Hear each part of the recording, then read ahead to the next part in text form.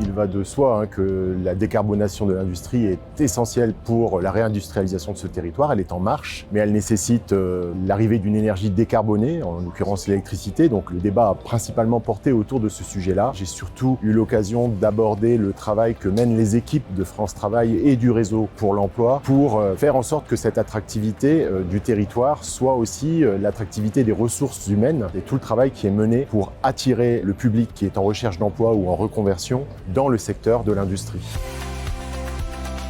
Les métiers se transforment avec la décarbonation de l'industrie. L'approche par compétences nous permet d'adapter des formations qui existaient antérieurement pour les rendre compatibles avec les besoins qui seront liés à la décarbonation. Mais le cœur des métiers tourne quand même toujours autour de la maintenance industrielle, la soudure. Tous les métiers classiques de l'industrie sont représentés, y compris quand l'industrie se décarbone. L'industrie, ce n'est plus sale du tout. Et donc, c'est aussi ça qui peut rendre les métiers de l'industrie beaucoup plus attractifs qu'ils ne l'étaient antérieurement.